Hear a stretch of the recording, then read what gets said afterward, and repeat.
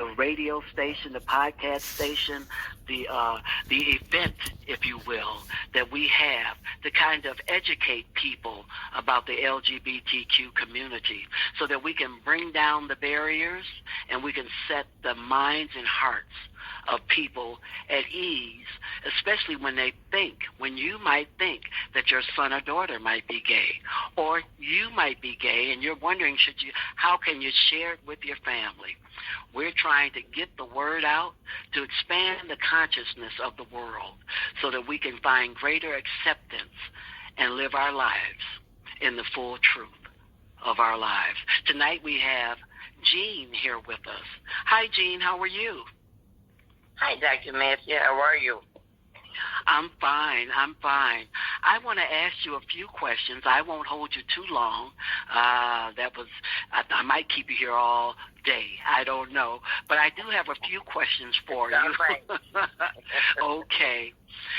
Some people that are young and gay now, these days, they don't have a clue of what it was like years ago to identify as a lesbian or gay person.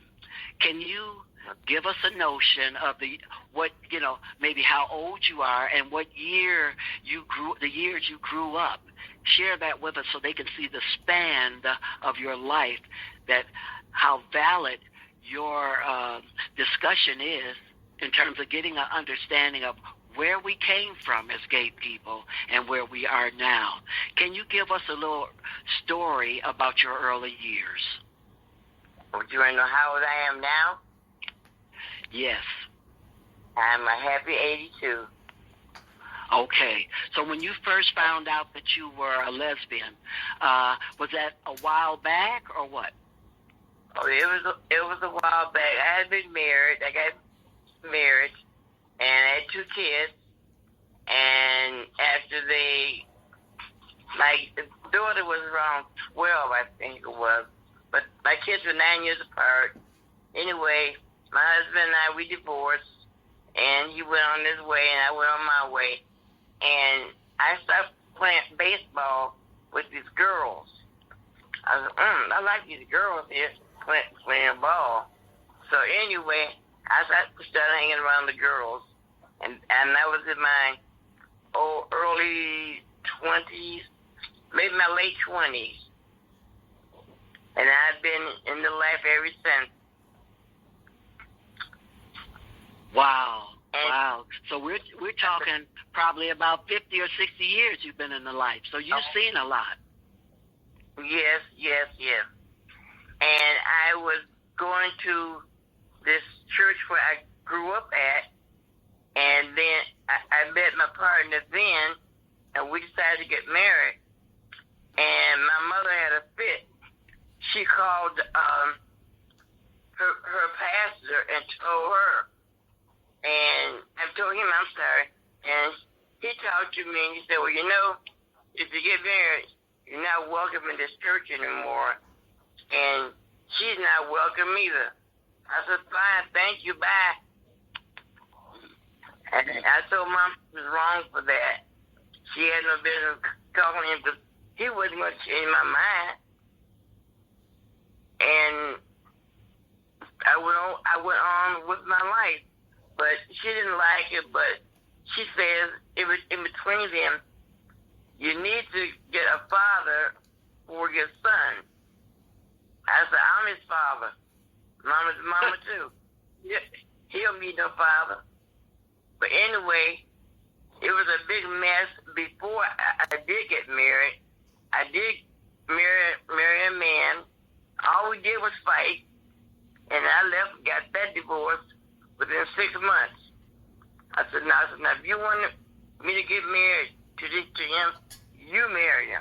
I'm not going to marry nobody, not no man. And she said, I don't know. I just don't know why you don't want. I said, because you want to get married to a man, you get married to whoever you want to. I'm sorry. I said, Mother, I love you dearly, but I have to live my own life. I have to live my own life. I can't live how you want me to live. So finally she accepted it. And she left me alone, and I went on about my life. And my kids, they accepted it, but they didn't like it. They didn't like it. My daughter would come home from school. She was on 12, 13. Those girls in school, they say, "You funny." I say, "I am funny. Don't you see me laughing all the time? Being happy. I'm just as gay and happy as I want to be. And funny? Yes, I'm funny." She said, "Oh." So after that, she didn't say anything else about it. If anybody said anything, yeah, my mama funny, 'cause she's laughing all the time. She's happy all the time. Is your mama happy? Huh. Hey. So were there a lot of name called? You know, funny, bulldigger, queer. No. I heard those names from my mom at first, and she throwed up the word bulldigger and you dyke and you this. They calling you this. I said, I don't care what they call me. As long as I call Jesus and I know him, I don't care for anyone else. That's my daddy. And we went on from there. But other than that, I didn't get called any names. I didn't hide who I was and what I was. I didn't flaunt it either. I was just being me. You don't bother me, and I'm not gonna bother you. Yes. But let me ask you this, something you mentioned earlier about the church that you were in. And did you notice that there was a lot of church folk that weren't so eager to accept you? Oh, no, they accepted me. I was in the choir, and half the choir was gay. The musician was gay. And our choir, we would travel a lot out of state. And it was funny. The pastor's wife would always want to be with me and my other girlfriends. And they were straight. They were not gay. But they knew I was. But I want to go with y'all. Y'all having a good time. No. You cannot hang around me or with me.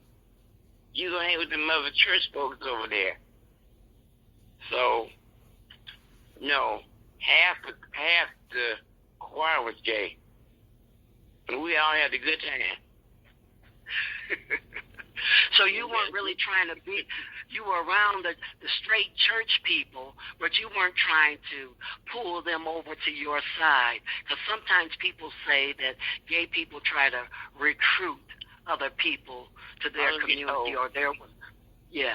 Did you experience anything like that? No, I didn't, because I didn't want them in my business. I didn't want them in my business. They knew I was gay, and they knew I was fine, and I was fine with what I was doing, what I'm saying.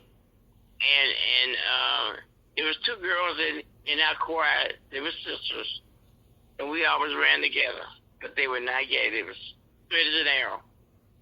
But we were very close. We were very close. You know, and then it's kind of funny. My ex-husband came over after I had divorced him, and came to church, wanted to see me. My choir members told him, "No, you can't see her. Why you want to see her? She didn't want to see you." And they got him out of there. Because they knew the history. Now you come in here, you may not get out. Okay. Pardon me? Because they knew that he used to beat you, or they knew that you all didn't have a good relationship. Fight? Yes. We used to fight like dogs. And I planned on, God is my witness. We were going to the store one day. He liked to walk to I said, let's walk to the store. I had my gun in my pocket. I was going to shoot him in the middle of the street and keep on walking. God said, don't do that. Don't do that. If I had not had God on my side, I'd be in jail right now. Because I was going to shoot him and keep on walking. Let me ask you this. Is there a possibility that he turned you against men? I was already against him.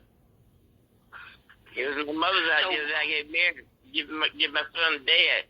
He wasn't a dad to my son. My son wanted to shoot him. I said, no, child, you can't do that. Nope. So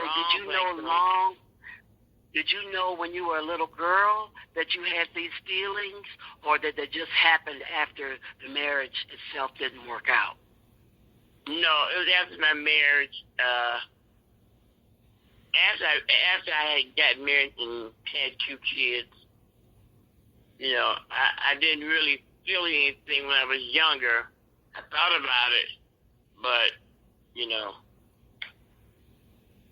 that was it. That was it. Let me ask you this. What would you say to anyone out there that might be in an abusive relationship, whether it's with a man or with a woman? What would you say to a person like that? What would I say? Wait a minute, you were breaking up. Okay, yeah. What would you say to a person that was in an abusive relationship, that was experiencing domestic violence? Oh, okay. I tell them to leave them alone. Break up, you go your way, and let them go their way, because somebody going to get killed. One way or the other. Let me ask you this. If you don't want that man, leave him alone. If he want to be abusive to you, leave him alone. Yes. Well, I have a granddaughter that's 21, just turned 21. She's in the Army. She was in ROTC in school, and she's doing National Guards. They got her going to Michigan State, and she doesn't know what she want to be. Her and Jan talked for a minute, and she just looked at you and like, I don't know. You see her this time, she was one of them young boys. You see her this time, she was a girl. Or they all together running around. I said, what kind of mess was that? Somebody gonna get hurt, and it might be you. And I don't want you to get hurt. So you need to make up your mind what you want to do. If you want to do blah, blah, A and B, just don't do anything for a minute. Get yourself together, get your mind together, and find out what you really want to do. And her and Jan talk sometime, and but they talk, but she don't know what to say. She looks at her like, oh, am I supposed to do that? Oh, should I do this? But she won't talk to me. Yes. So, Grandma. So she doesn't want to open up. Yeah, she doesn't want to open up, not to Grandma, but there are those that might be out there that might want to break the news to their families. And what is the best way to tell Grandma that you're lesbian or gay? Since you're a grandmother, what would you want to hear your grandchild say to you? Just be open. Come to me. They call me Nanny. I want to talk to you. Okay, about what? And you tell me that you're gay, you're a lesbian. I'm going to listen to you. Now, I'm not gay or I'm not lesbian, but I'm going to listen to you and see where you're coming from and try to explain to you, don't get hurt. But you wouldn't try to tell them not to get in that life. You wouldn't say, no, try to get in that life. That's their choice. It's not my choice. And you wouldn't tell them. Also, you got to live your life. Tell them. Yes. And you wouldn't try to force her or him to go on and get married in a traditional way. You would just encourage them to live their life and be true to themselves. Is that what you're saying? Yes, ma'am. That's what I'm true. that's what I'm saying to be true. But no, because my mom did that to me, so I was miserable. So I wouldn't want to do that to any grandchildren or any young person. So just live your life, and we can talk about it. And you going down the line. If you meet somebody, I'll meet them. I don't mind meeting them. Be it a boy or girl. We can talk about it. But Amen. you got to live your own life the way you see it. You got to be happy. I'm not going to be happy living your life, and you can't be happy living my life. You know, the courage that you have, Gene, I'm telling you, is really remarkable. I remember when my mother found out I was gay, she told me I was lower than the scum on the bottom of the ocean.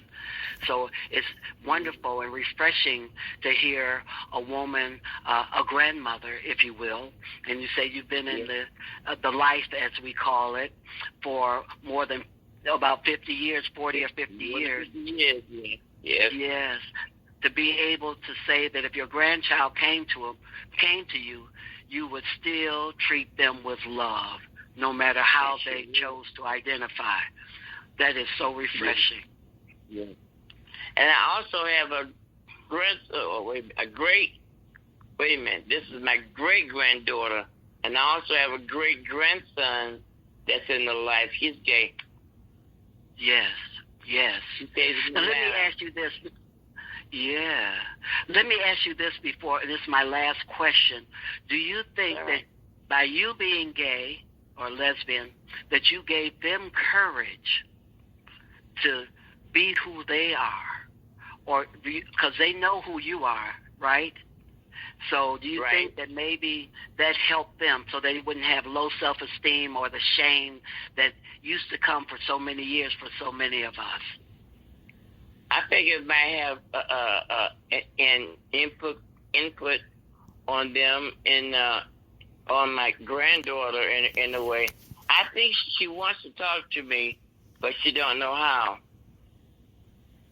And if I go to her, I might run her away. So I want her to come to me when she's ready.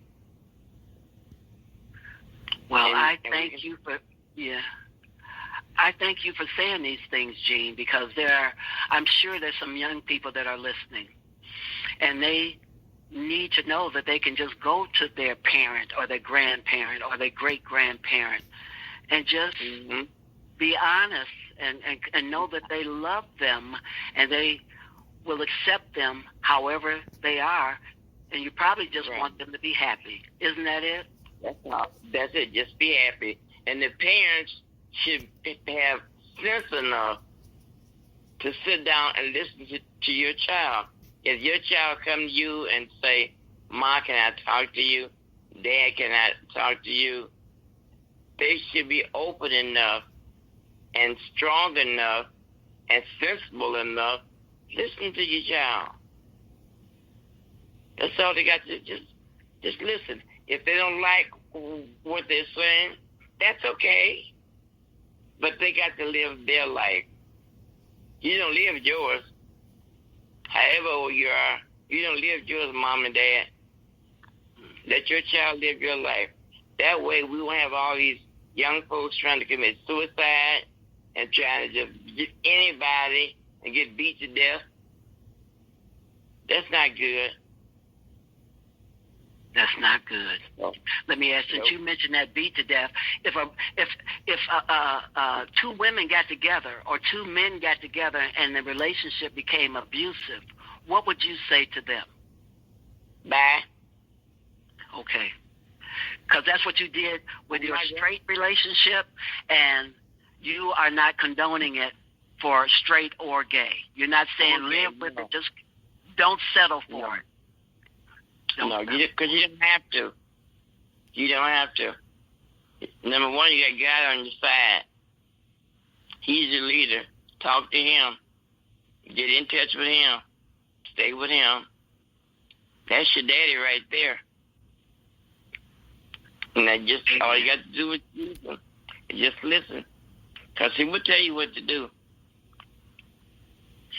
Well, But Gene, I wouldn't condone any abuse relationship because you don't have to be bothered with that.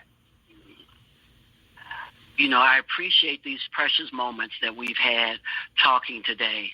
And I just want to encourage you and say you're a blessing to our community, to be one who would accept their grandson or their granddaughter with love, even though they were same gender loving young people themselves. I thank you for being with us, and I wish you Godspeed, and we just really appreciate you, and we look forward to seeing you one day again soon. Thank you, Gene. Thank you. I really appreciate you as well, being the pastor of Whosoever Ministry UCC.